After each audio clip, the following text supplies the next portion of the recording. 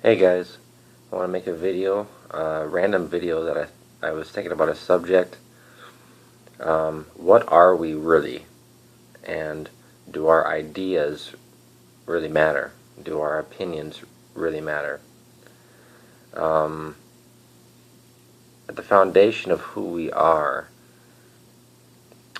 on the Christian worldview, the foundation of who we are is a being created by God, a spiritual being at heart, fundamentally a spiritual being that lives in a body, a physical body. On an atheistic point of view, we are only material. We are only made up of molecules and atoms. We are only made up of particles. Everything that we are is made up of particles, is made up of atoms. And subatomic particles, you can go from there. Bottom line is, on that view, we are simply material. So the topic I want to talk about is what are we really? What are we really? Who am I? Who are you? And when we discuss these things about God, about religion, about politics, or whatever the case may be, do our opinions really even matter in the grand scheme of things? A couple things I want to talk about. I don't want to drag this video on too long. I could talk about this for hours, but on the Christian worldview, of course, our opinions and our views would matter. The reason why is because life matters, and the reason why it matters on that worldview is that life does not end permanently at the grave. When you die, life will go on. Maybe not here, but somewhere else. I know a lot of people have trouble believing that, and I understand why. I really do. On the atheistic worldview, life fundamentally, overall, would have no meaning. In the grand scheme of things, there would be no meaning to life. It would obviously would be an accident. It's obviously would be unpurposeful, unguided. So anything that's not on purpose doesn't have a purpose.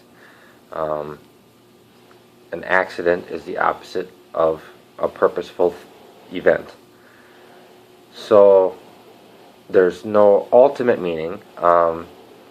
Like I've said before in videos before, I think I have, that you can try to make up your own kind of subjective meaning in your own life, like in something that you do and that you like to do. You find meaning in this or that. But what I'm talking about is a fundamental overall meaning, an intrinsic meaning, meaning something that is yours from the very beginning of your existence.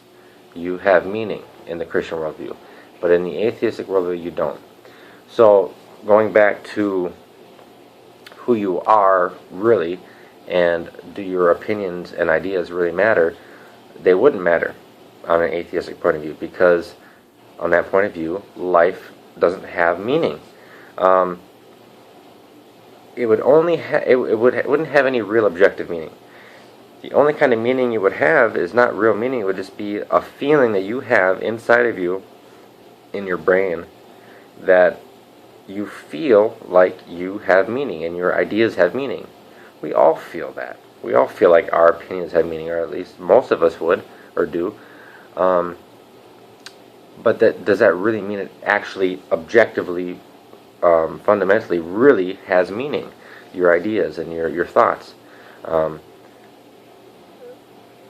That an atheist couldn't answer, because there is no objective way to say that you have meaning, and that and ultimately, like I'm saying, your thoughts and your ideas have meaning. So when we argue, or we even politely discuss these topics, even in politics, if you're just going back and forth having an argument, you have to ask yourself the question, does does my opinion or does the other person's opinion mean anything in the grand scheme of things? Maybe we're both wrong, you know. But even if it doesn't matter, even if we are both wrong, does this conversation mean anything? This video that I'm making, that I'm speaking these words, does this mean anything, or is this just noise coming out of my mouth that is going to be lost and forgotten forever and ultimately have no meaning? On an atheistic point of view, that's what you would have to believe, because eventually the universe will die. I mean, in other words, the universe is expanding and it's slowing down. Eventually it's running out of energy. Eventually it will collapse and all this stuff. At least that's what I've heard. It only makes sense to me. So ultimately everything would die. And if there's no spiritual thing, there's no eternal thing about us, then everything is gone. So this little brief moment of life that we have, it means nothing in the ultimate grand scheme of things. That's my point about meaning. Who are we really? Well, on the Christian point of view, like I said, we are fundamentally and really a spirit that lives in a body. I don't find this hard to believe. The more I've thought about it, the easier it is for me to believe this. Because physical particles cannot have a will. I would love it if someone, I don't want to say I would love it, but I would appreciate it very much if someone could show me definitively how physical particles, atoms and molecules, and all the subatomic particles, any particles in any formation could have some kind of a will. Because if you think about it deeply, you have to think that the will, choosing on your own behalf, cannot be from just moving particles. But on a materialistic and a naturalistic point of view, that's all we are, is moving particles. Yeah, they're clumped together in a brain, and they're put together sophisticatedly enough to support this organism that we live in, or that this organism that we are, if you're an atheist. But does that really give the free will, or the will of a person, is that really a reality? You know, if that's what we really are, is just moving particles. Is free will, is any kind of a will or intentionality a real thing? I've even heard many people go as far as saying, well, a few people, try to correct myself, I don't want to exaggerate too much. A few people go as far as saying that, including Stephen Hawking, that we are predetermined by our DNA.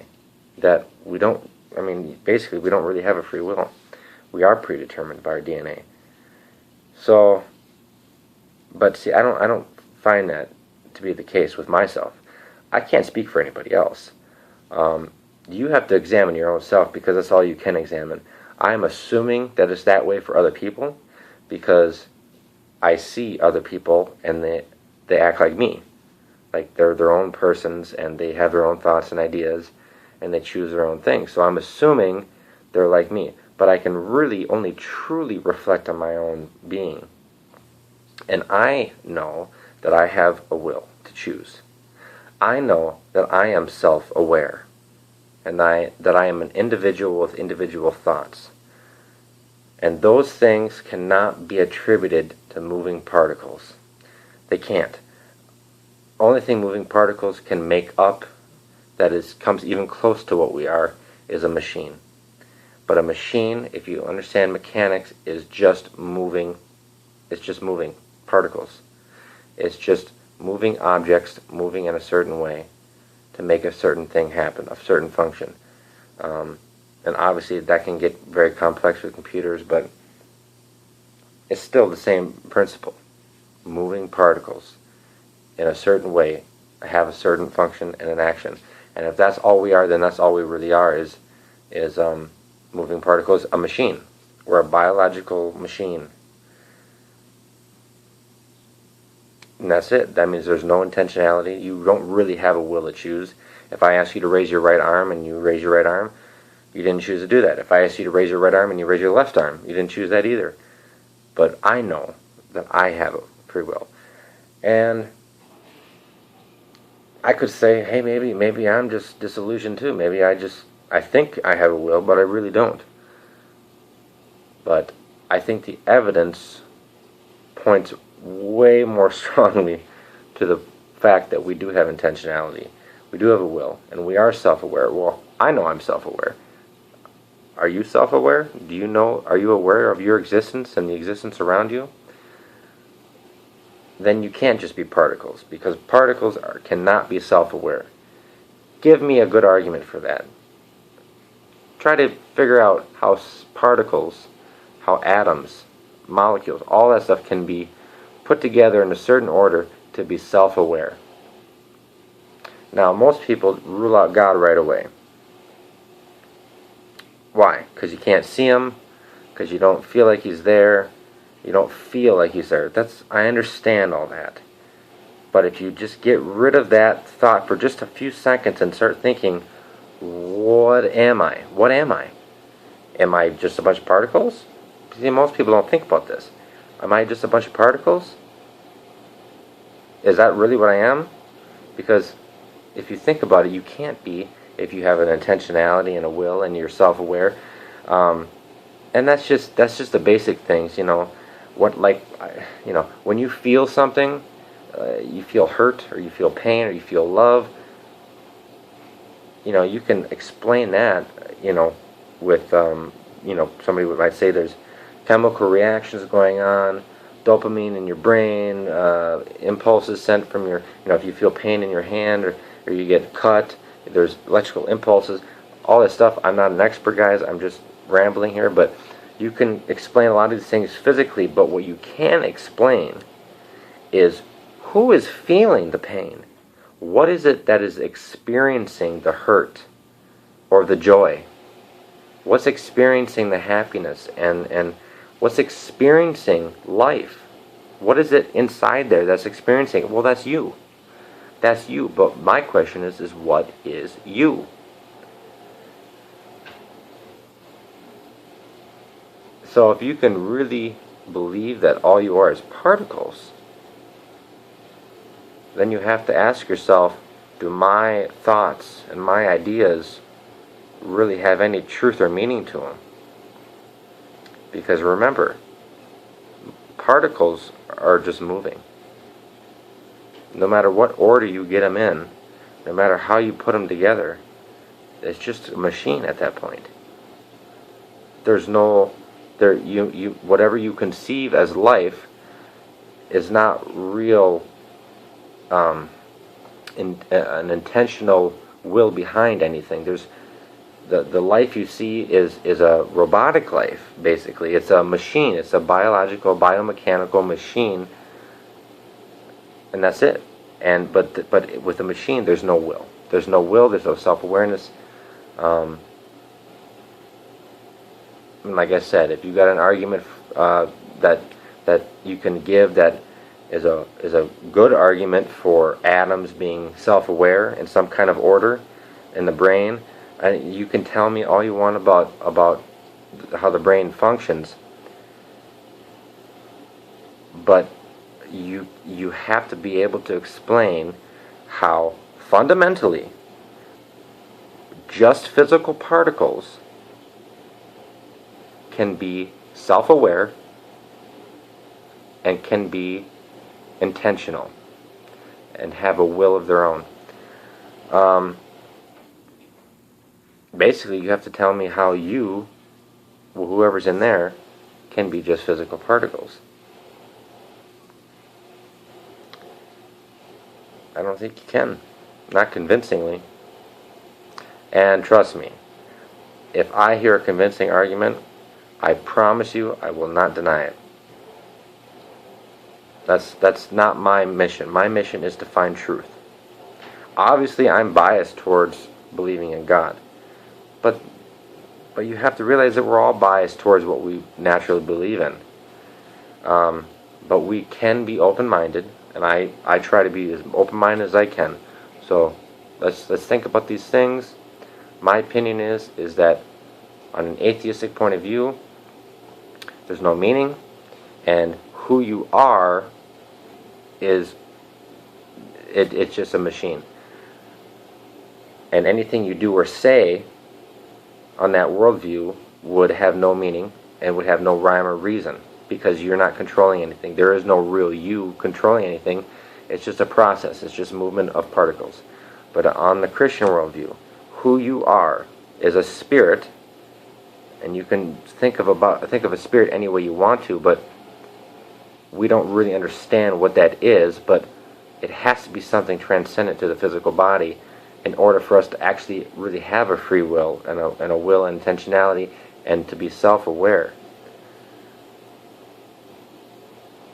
and to be an individual with individual thoughts and ideas. So that's it. Just want to touch on that subject. I hope it makes you think. Hope you think about it, and I hope you like the video. Thanks, guys. Bye.